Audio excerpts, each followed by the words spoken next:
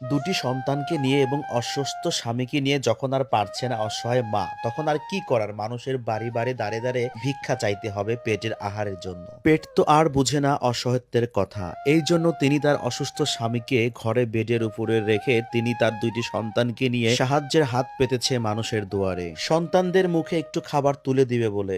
আম্মু আমাদের খিদে লাগছে, ভাত দাও।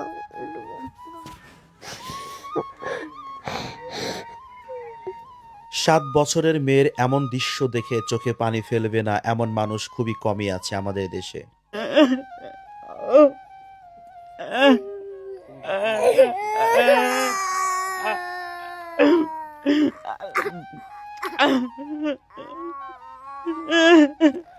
হায়রে নিয়তি, অভাব মানুষকে কোন পর্যায়ে নিয়ে যায় আজকে আপনারা নিজের চোখেই দেখলেন। ছোট্ট এই শিশুটা সংসারের দায়িত্ব না নিতে পারলেও সংসারের কষ্টের দায়িত্ব ঠিকই নিয়েছেন। নিয়তি কার কখন কোথায় কোন জায়গায় নিয়ে যাবে কেউ বলতে পারে না। ভিডিওটুকু দেখা মাত্রই প্রচুর পরিমাণে শেয়ার করবেন, তাহলে অন্তত এই পরিবারের একটু উপকার হবে। দেখেন, ছোট একটা বাচ্চা 4-5 বছর বয়স বাবাকে জড়িয়ে ধরে হাউমাউ করে কান্না করতেছে। তার যে বিবি, তার চোখের পানিটা একটু দেখাও। এটা কিন্তু কষ্টের পানি, এটা কোনো সিনেমা বা নাটকের পানি না, এটা কিন্তু কষ্টের পানি। আপনারা কিন্তু ভিডিওর শুরুতে শুনলেন তাদের সম্পর্কে বিস্তারিত অনেক কথা। ভাই একটু একটু কান্নাটা একটু থামবেন। মামুনি একটু কান্নাটা একটু থামা বাবা। মামুনি একটু কান্নাটা থামা বাবা। তোমার নাম কি বাবা? লিজা। লিজা। তোমার কে হয় এটা? আব্বু। আব্বু। তুমি কান্না করতেছো কেন? আব্বু আব্বুর জন্য কান্না করতেছো? মেয়ে দেখছেন, বাপের জন্য কান্না করতেছে। দর্শক, আসসালামু আলাইকুম ভাই। ওয়ালাইকুম আসসালাম। আচ্ছা, বলবো না আপনি কেমন আছেন, মানে এই ভিডিও যারা দেখতে সবাই জানে তারা কেমন আছে এখন বর্তমান। আসলে এখন আপনার কি কি সমস্যা হচ্ছে বা আপনার এই পায়ের এরকম অবস্থা কেন বা কি হয়েছিল যদি একটু আমাদেরকে বলতেন আর কি, সংক্ষেপে বলবেন। জি, আমি আম গাছ থেকে ডাল ভেঙে পড়ে যে আমার মেরুদণ্ড ভেঙে গেছে, আমি মাজায় পায়ে কোনো বল পাইনি।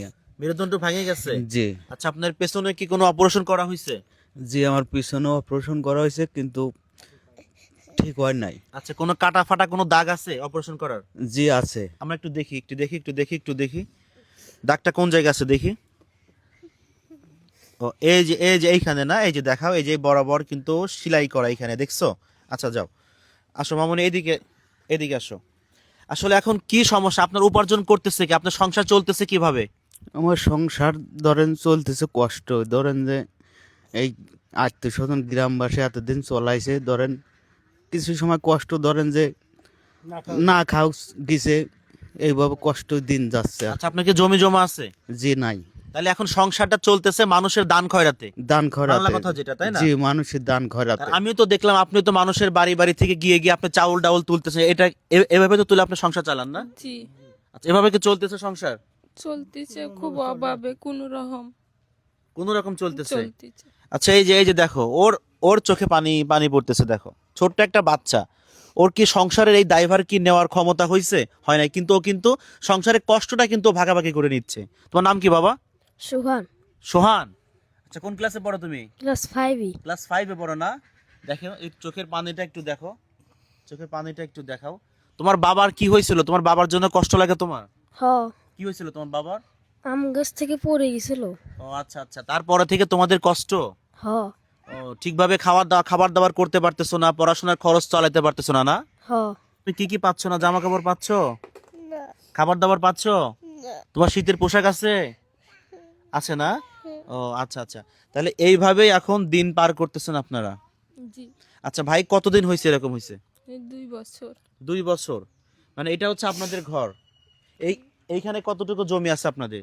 4 শতাংশ। 4 শতাংশ। আপনি একটু দাঁড়ান, তুমি একটু আসো। এটা হচ্ছে ওনাদের ঘরটা, একটু দেখেন। এই হচ্ছে ওনাদের ঘর, আর ঘরের ভিতরে কিন্তু তেমন কিছুই না। একটু একটু একটু একটু সামনে নিয়ে আসো, দেখো একটা চৌকি। এখনকার দিনে কেউ চৌকিতে কেউ শোয়? দেখছেন?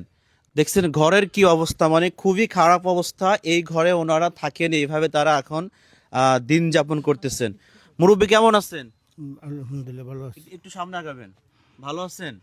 ওনাদের যে এরকম এই যে করুণ একটা কাহিনী বা করুণ একটা পরিণতিতে ওনারা আছেন, আপনারা কি সাহায্য সহযোগিতা করেন? আমার জন্য সব মাসি আছে, সবাই দেয় ওর জন্য, কাঁদাকাটি করে সবসময়, কাদাকাটি বাড়ির কাছে কাঁদাকাটি করে, ঘরের সামনে যা আমরা সবাই কিছু সাহায্য দিই, তাই খাই মাসি আছে।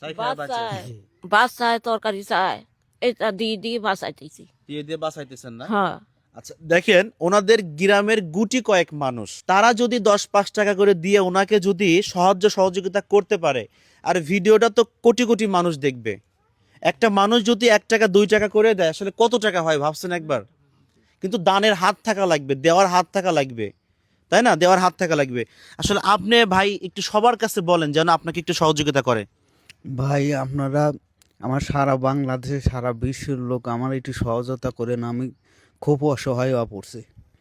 আমি এরম আম গাছ থেকে পড়ে যা ভাঙে যা, আমার মেরুদণ্ডের হাড্ডি ভাঙে যা, আমি খুব অসহায়। আমার 2টি ছেলে মেয়ে, আমার স্ত্রী, আমার ফ্যামিলি সহ খাওয়া দাওয়া চলাফেরা আমাদের খুব কষ্ট যাচ্ছে। আপনারা সবাই একটু আমার সহযোগিতা করেন।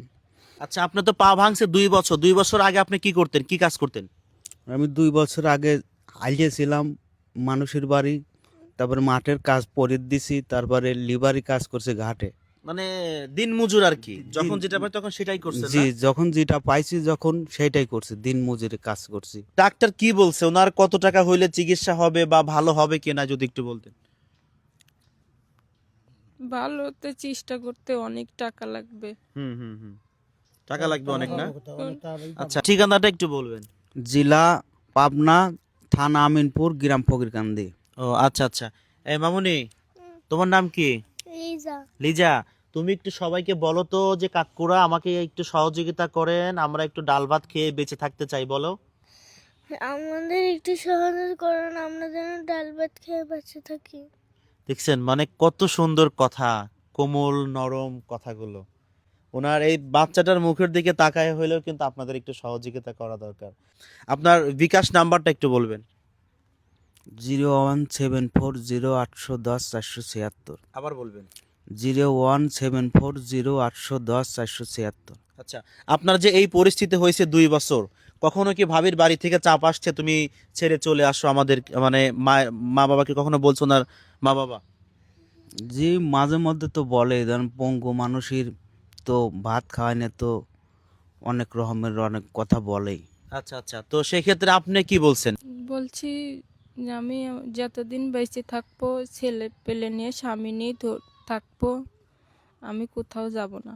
আচ্ছা আচ্ছা, এটা আপনি বলছেন আর কি। জি। এটাই হচ্ছে ভালোবাসা। আর বিশেষ করে এই পরিবারের পাশে এসে দাঁড়াবেন, এই পরিবারের পাশে এসে দাঁড়াবেন, সবাই যেন একটু তাকে সহযোগিতা করে। আর ভিডিওটাকে প্রচুর পরিমাণে শেয়ার করবেন। আল্লাহ হাফিজ।